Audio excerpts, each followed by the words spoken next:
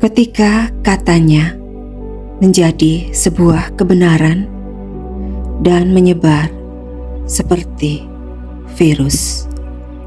Halo teman, bertemu lagi dengan Pratsna di renunganku yang ke-20 yang kuberi judul Virus.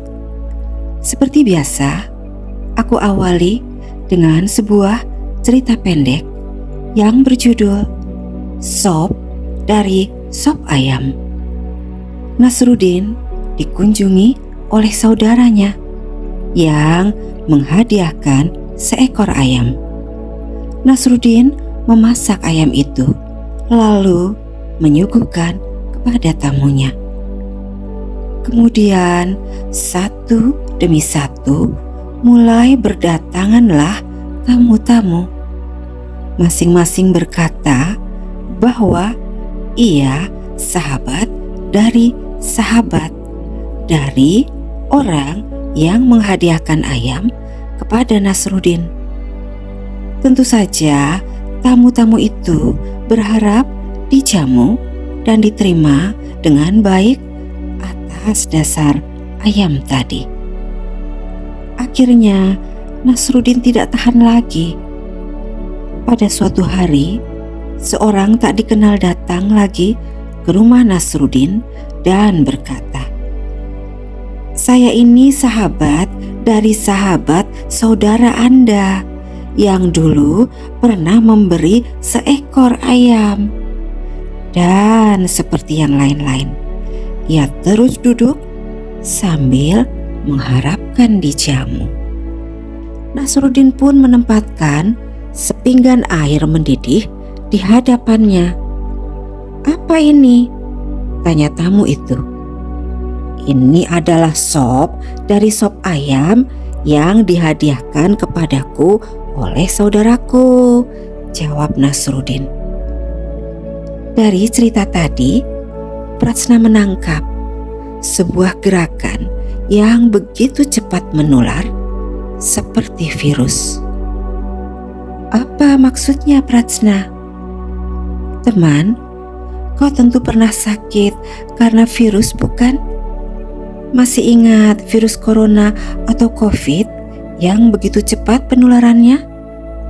Yang Pratsna mau renungkan adalah sebuah gerakan pola mental yang begitu mudah menyebar dan menular seperti virus. Dan realitanya, yang negatif biasanya lebih cepat menular daripada yang positif.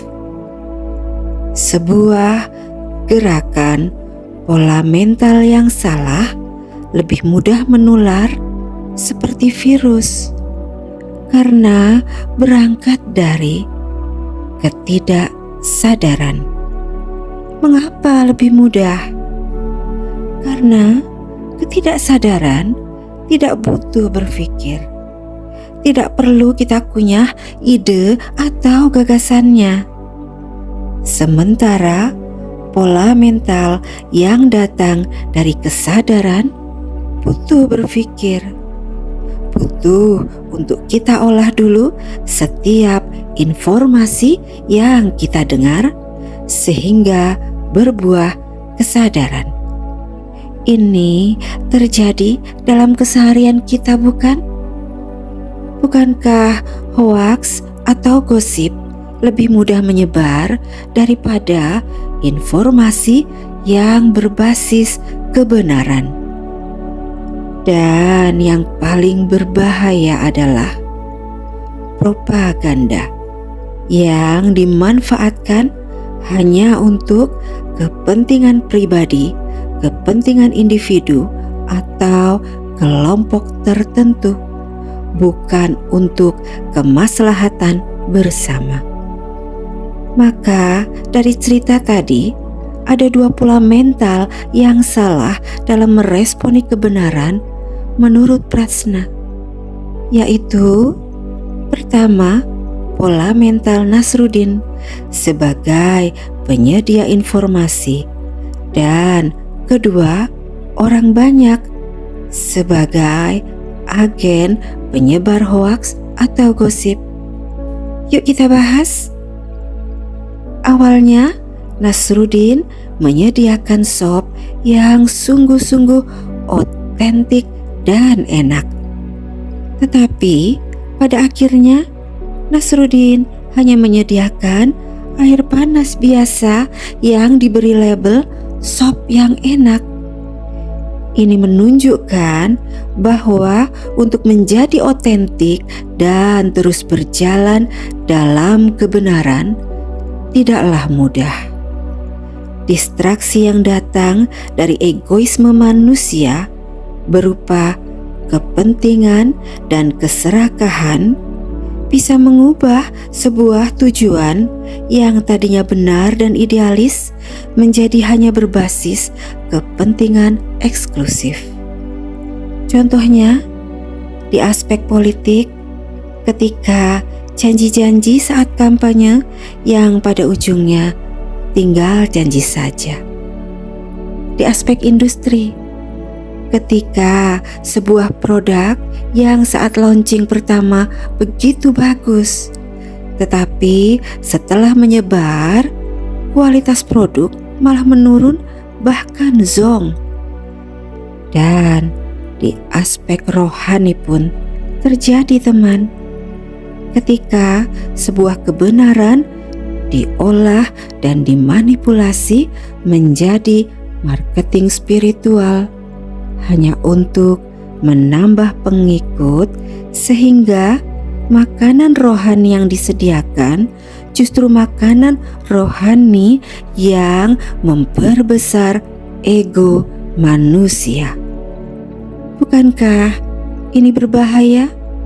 Ketika sebuah informasi yang tidak otentik dan tidak lagi benar menyebar dengan cepat dan mudah seperti virus. Dan yang menjadi agen penyebaran virus informasi yang salah itu adalah diri kita sendiri. Seperti yang dijelaskan di dalam bandwagon effect, di mana orang cenderung mengikuti sesuatu karena banyak orang lain melakukannya, bukan karena alasan rasional lagi. Tamu datang bukan karena mengenal dan tahu Nasruddin, tetapi tamu datang karena katanya ada sop yang enak. Mereka ikut-ikutan tren, seperti orang share hoax, beli barang hanya karena viral, atau memilih tokoh politik hanya berdasarkan janji kampanyenya saja. Dan yang terakhir, mengikuti pemimpin rohani dan mengidolakannya tanpa didasarkan rasionalitas lagi. Yuk teman, kita sama-sama belajar menjadi otentik dan sadar di dalam meresponi realita kehidupan, sehingga kita betul-betul menjadi agen perubahan di dalam kebenaran, dan kita menikmati sop yang asli dan sejati, yaitu kebenaran dari kesadaran. Oke teman, sekian dulu dari Pratsna. Jangan lupa like, share, subscribe, dan bunyikan notifnya. Bye-bye.